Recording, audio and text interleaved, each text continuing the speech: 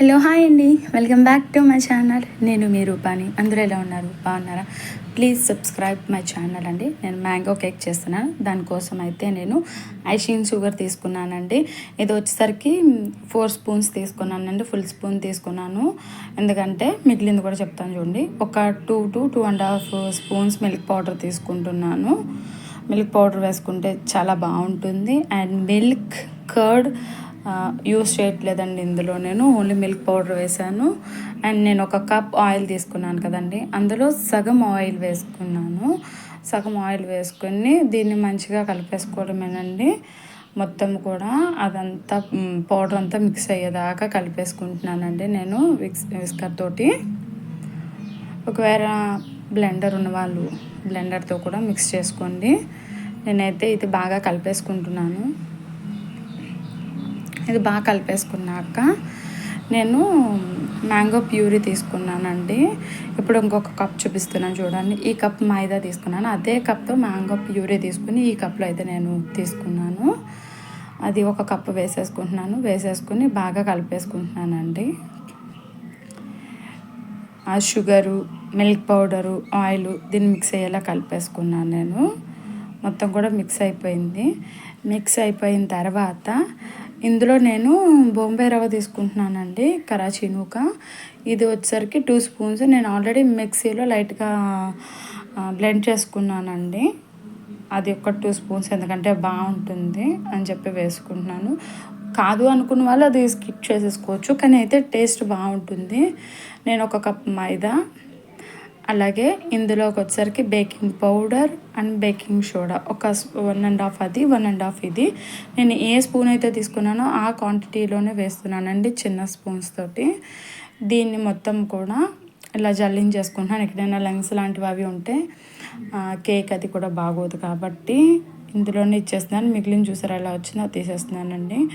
Okay, ఇదిలో దీన్ని మొత్తం కూడా కట్ అండ్ ఫోల్డ్ మెథడ్లో మొత్తం కలిపేసుకుంటున్నాను. చూసారా, మిక్స్ అయిపోయింది.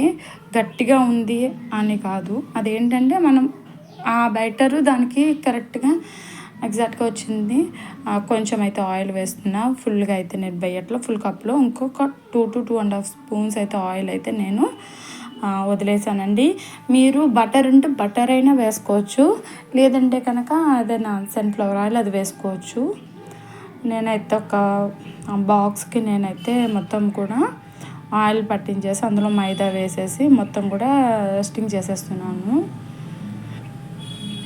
చేసేసుకుని అందులో అయితే మొత్తం బ్యాటర్ అయితే వేసేసుకుంటున్నానండి. వేసేసుకుని 1-2 సార్లు అలా ట్యాప్ చేసుకుని ఆల్రెడీ 15 నిమిషాల ముందే నేను ప్రీ హీట్ కోసం ప్యాన్ పెట్టేసుకున్నాను కదండి, కుక్కర్ది.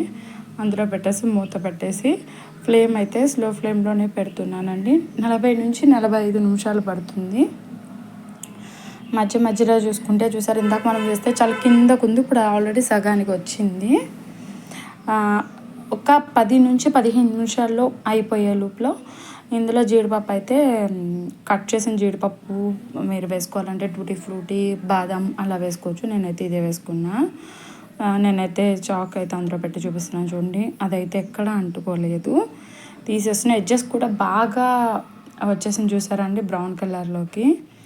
దీన్ని అయితే ఒక కొంచెం సేపు 15 నుంచి 20 నిమిషాలు రెస్ట్ ఉంచేసి ఆ తర్వాత దీన్ని డీమోల్డ్ చేస్తున్నానండి. సైడ్స్ మొత్తం కూడా ఒకసారి అనుకున్నా, ఆల్రెడీ అది వచ్చేసింది, గ్యాప్ వచ్చేసింది. ఒకసారి అనుకుని అది నేను ఇప్పుడు డీమోల్డ్ చేస్తున్నానండి. చూడండి ఎంత బాగా వెనకాలైతే కుక్ అయిందో.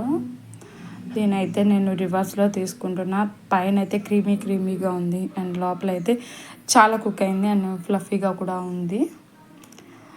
అది నేనైతే కట్ చేసి ఇచ్చేస్తాను. ఇందులో అయితే మీరు గమనించారో లేదో, నేనైతే వెనీలా ఎసెన్స్ వేయలే, ఎందుకంటే వేస్తే మ్యాంగో ఫ్లేవర్ మొత్తం కూడా పోతుంది. సో నేనైతే వెనీలా ఎసెన్స్ వేయలేదు. అదిగో చూడండి, కేక్ అయితే బాగా కుక్ అయింది అండ్ చాలా బాగుంది. నేనైతే దీన్ని ఆఫ్ కూడా చేశాను. నా దగ్గర ఉన్న పీస్ కూడా ఆఫ్ చేసి నేనైతే మీకు చూపిస్తున్నాను. అండ్ వీడియో నచ్చిన ప్రతి ఒక్కరూ లైక్ అండ్ షేర్, సబ్స్క్రైబ్ చేయండి.